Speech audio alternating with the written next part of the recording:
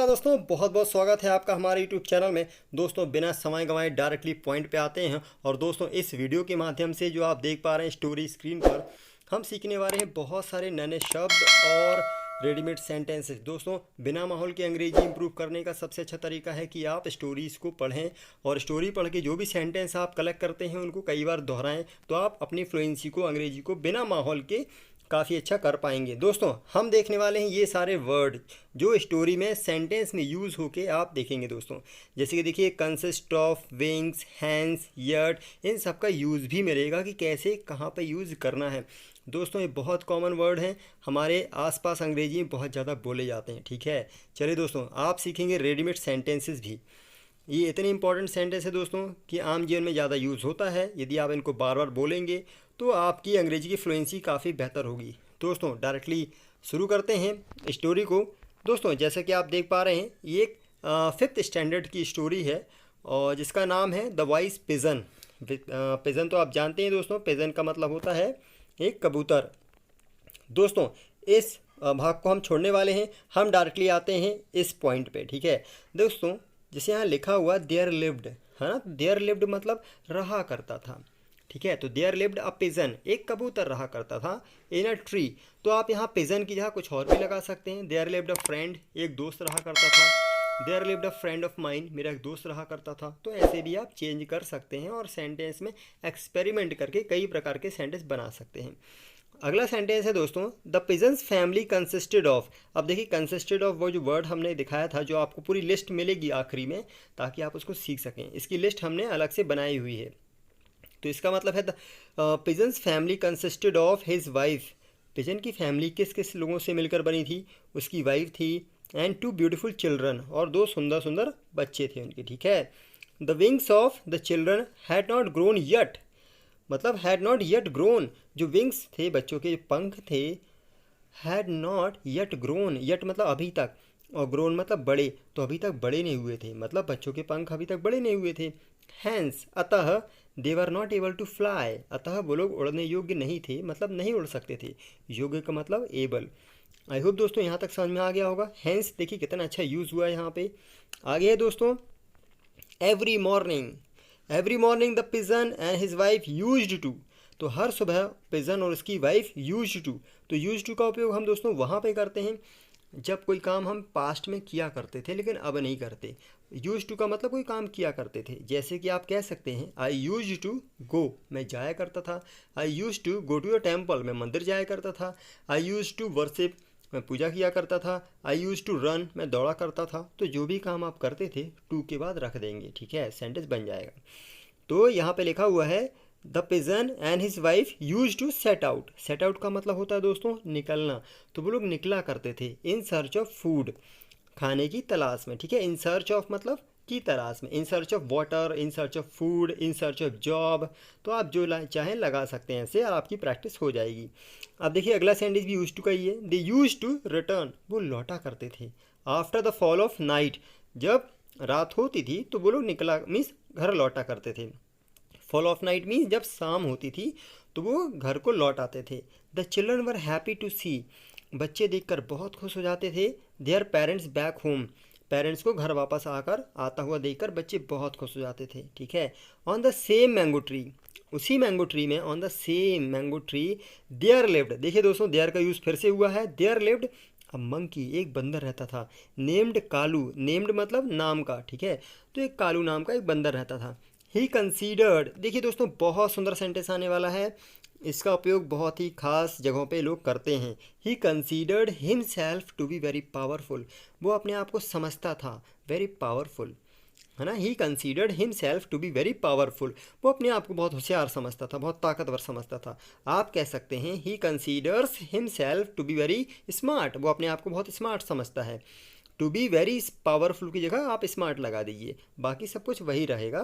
ठीक है, तो ही कंसीडर्स, हाँ यहाँ पे जो कंसीडर्ड ईडी लगा हुआ है, ईडी ईडी हटा के यहाँ पे आप एस लगा सकते हैं, ईडी हटा के। तो he considers himself to be very smart, वो अपने आप को बहुत स्मार्ट समझता है, तो वो अपने आप को बहुत पावरफुल समझता था।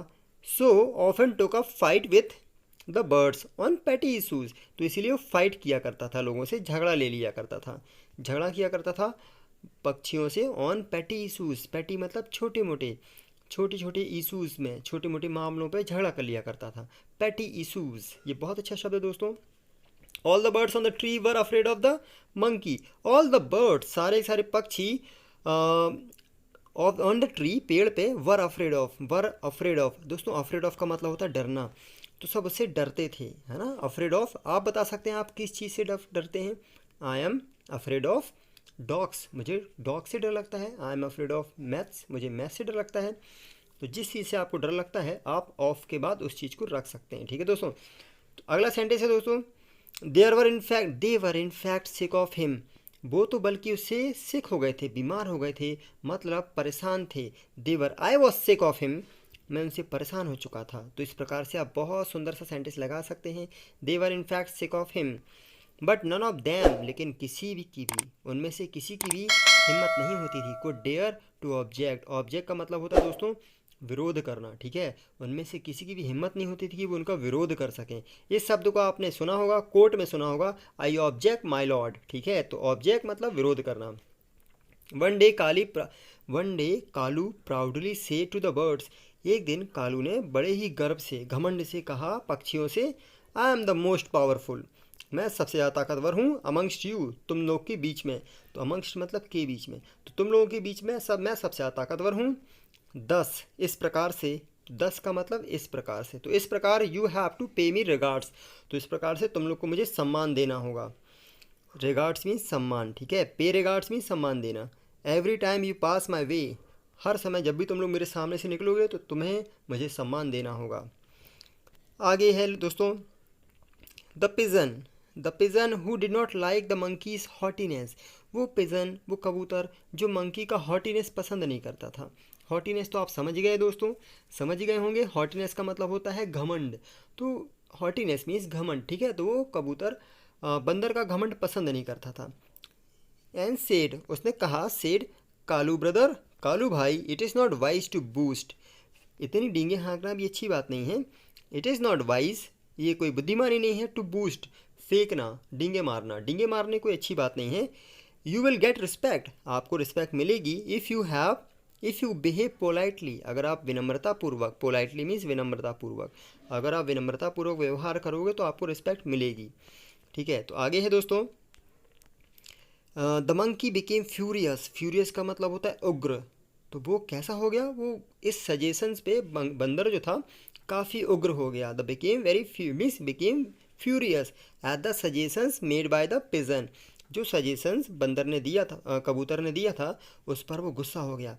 द नेक्स्ट इवनिंग, और अगली शाम, the pigeon return home, pigeon जब घर लौटा, ही फाउंड हिज नेस्ट, उसे अपना घर मिला। दोस्तों इसके आगे हम अगले पार्ट में देखेंगे, क्योंकि वीडियो ज़्यादा लंबा ना हो जाए और आपको बोरिंग ना लगे, इसीलिए इसको हम 2 भाग में बनाने वाले हैं।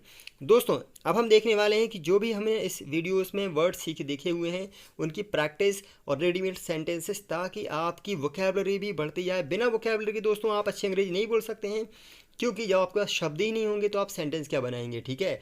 तो अब हम देखने वाले हैं वोकैबुलरी, कौन कौन शब्द मिले हमें। देखिए दोस्तों, यहाँ कंसिस्ट ऑफ आपने पाया था, हिज फैमिली कंसिस्टेड ऑफ, उसकी फैमिली बनी थी, तो आपने ये पाया था। विंग्स, हैंस, अतः, ये सेंटेंस ही पाए थे। यट, आपने यट को भी देखा था। यट नॉट येट ग्रोन, अभी तक पंख बड़े नहीं हुए थे। यूज्ड टू, देखिए दोस्तों किया करते थे। आई यूज्ड टू गो, मैं जाया करता था। आई यूज्ड टू प्ले, मैं खेला करता था। सेट आउट का मतलब दोस्तों निकलना, तो आई यूज टू सेट आउट, मैं निकला करता था। सेट आउट फॉर स्कूल, मैं स्कूल के लिए निकला करता था। इन सर्च ऑफ, ये भी आपने देखा था। फॉल ऑफ नाइट, कंसीडर, समझना। पेटी, तुच्छ। इशू, मामला। अफ्रेड ऑफ, डरना दोस्तों। इन फैक्ट, सिक, परेशान। Dare, object. प्राउडली, घमंड से। Amongst, 10, regards, haughtiness, boast, politely, furious, and found means पाया। सो दोस्तों आई होप आपने इतने सारे शब्द सीखे हैं और इनका यूज़ भी करना बहुत ज़रूरी है। दोस्तों अब देखते हैं सेंटेंसेस जो उसी स्टोरी से निकाले गए हैं, ठीक है। There lived a pigeon in a mango tree, आम के पेड़ में एक कबूतर रहता था। दोस्तों इन सेंटेंस को आप बार बार रिपीट करिएगा, ताकि आपकी ज़ुबान पे अंग्रेजी बैठ जाए। और आपकी जो सबसे बड़ी समस्या है दोस्तों, समस्या क्या है कि आप अंग्रेजी समझ तो जाते हैं पर बोल नहीं पाते हैं, तो वो समस्या इस चीज़ से दूर हो जाएगी, ठीक है। The pigeons family consisted of his wife and two beautiful children, ठीक है, ये सेंटेंस भी अलग से बताया गया था। They used to set out in search of food, वो खाने की तलाश में निकला करते थे। तो यहाँ पे हमने कबूतर की जगह दे रख दिया है, मतलब वे लोग, तो ये थोड़े बहुत चेंजेस किए गए हैं। He considered himself to be very powerful, वो अपने आप को काफ़ी पावरफुल समझता था। All the birds were afraid of the monkey, सारे के सारे पक्षी मंकी से डरते थे, ठीक है। दे वर इनफैक्ट सिक ऑफ हिम, वो तो उससे बल्कि परेशान हो गए थे। इनफैक्ट मीन्स बल्कि, ठीक है। They could not dare to object him, उनकी हिम्मत नहीं हुई उसका विरोध करने की। You will have to pay me regards, तुम लोग को मुझे सम्मान देना होगा। You will have to pay me regards. I do not like his haughtiness, मुझे उसका घमंड पसंद नहीं है। It is not wise to boost, फेंकना डींगे मारना कोई अच्छी बात नहीं है। द मंकी बिकेम फ्यूरियस, बंदर बहुत गुस्सा हो गया। The next evening the pigeon return home, अगली सुबह बंदर घर लौटा, मीन्स पिजन घर लौटा, कबूतर घर लौटा। तो आई होप दोस्तों आप इतने सारे सेंटेंस समझ गए होंगे। इनकी प्रैक्टिस ज़रूर करिएगा दोस्तों। आप 2 दिन अगर प्रैक्टिस कर लेते हैं तो सेंटेंस आपकी जुबान पे जैसे मंत्र याद हो जाते हैं वैसे ही याद हो जाएंगे, और आपकी समस्या जो अंग्रेजी ना बोल पाने की है वो काफ़ी फ्लुएंट हो जाएगी। स्टोरी बहुत अच्छा माध्यम है ताकि आपके आसपास माहौल ना होते हुए भी आप अंग्रेजी को इम्प्रूव कर सकें। दोस्तों आई होप आपको ये वीडियो काफ़ी अच्छा लगा होगा। आगे भी हम वीडियोज़ बनाने वाले हैं इसी प्रकार के। हाँ दोस्तों, यदि आप इस प्रकार की वीडियोस देखना चाहते हैं तो आप हमारे चैनल को जरूर सब्सक्राइब करिएगा ताकि इस प्रकार के वीडियोस की नोटिफिकेशंस आपको मिल सकें। और हाँ दोस्तों, बेल आइकन दबाना ना भूलें ताकि नोटिफिकेशंस आपके पास पहुंच सकें। लाइक शेयर तो बनता है दोस्तों। तो अभी तक हमारे वीडियो को देखने के लिए आपका हृदय से बहुत बहुत धन्यवाद। Thank you very much. जय हिंद, वंदे मातरम।